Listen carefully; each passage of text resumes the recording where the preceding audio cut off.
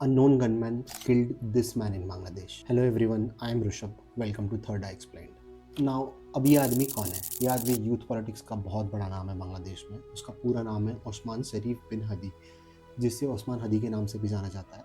वो इनकलाब मंचो का फाउंडर है और स्पोक्स पर्सन भी. और जुलाई में जो अपराइजिंग हुई थी बांग्लादेश में, उसके बाद वो यूथ मूवमेंट का बहुत बड़ा फेस बन गया है. 12 दिसंबर 2025 को क्या होता है, ढाका में उसको गोली मारी गई और उसके कुछ दिन बाद ही उसकी डेथ हो गई.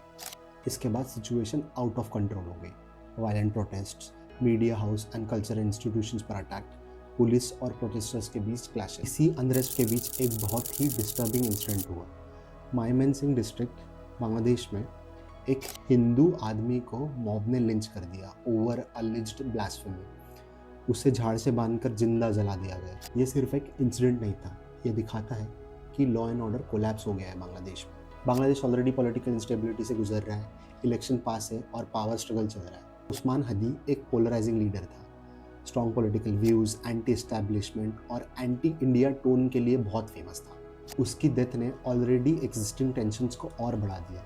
जब स्टेट वीक होती है तो मॉब पॉलिटिक्स और रिलीजियस एक्सट्रीमिज्म स्ट्रॉन्ग होता है. ब्लास्फेमी जैसे एलिगेशंस को एक्सक्यूज बनाकर माइनॉरिटीज़ को टारगेट किया जाता है. आइए देखते हैं अब इसका इम्पैक्ट इंडिया पर क्या होगा. सबसे पहले माइनॉरिटी सेफ्टी.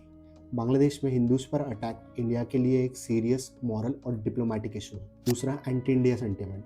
प्रोटेस्ट के दौरान इंडिया लिंक्ड सिंबल को टारगेट करना बिल्कुल क्लियरली दिखाता है कि इंडिया को विलन बनाया जा रहा है. तीसरा, बॉर्डर सिक्योरिटी रिस्क. अगर इंस्टेबिलिटी बढ़ती है तो इलीगल क्रॉसिंग, रेफ्यूजी प्रेशर्स और टेंशन का रिस्क रियल हो जाता है. बांग्लादेश की इंस्टेबिलिटी का डायरेक्ट इम्पैक्ट साउथ एशिया की स्टेबिलिटी पर भी पड़ता है और ये इंडिया अफोर्ड नहीं कर सकता. पाकिस्तान ऑलरेडी इंस्टेबल और मिलिट्री कंट्रोल में है.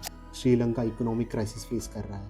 म्यांमार मिलिट्री कंट्रोल में है और अब बांग्लादेश एक रेडिकल एक्सट्रीमिस्ट कंट्री बनता जा रहा है. जब पड़ोसी देश में आग लगती है तो उसकी गर्मी बॉर्डर नहीं देखती. अगर बांग्लादेश में violence, minority targeting, anti India narrative uncontrol रहा तो इंडिया को सिक्योरिटी, डिप्लोमेसी और रीजनल इंस्टेबिलिटी के लेवल पर प्रॉब्लम फेस करनी होगी. ये सिर्फ बांग्लादेश की स्टोरी नहीं है, ये एक वार्निंग है जिसको इंडिया इग्नोर नहीं कर सकता. तो इस पर इंडियन गवर्नमेंट का क्या रुख होता है वो देखने वाली बात रहेगी. इस पर और कुछ अपडेट्स आते हैं तो मैं आपके लिए वीडियोस लाता रहूँगा. तब तक के लिए like, share and subscribe. Take care all of you.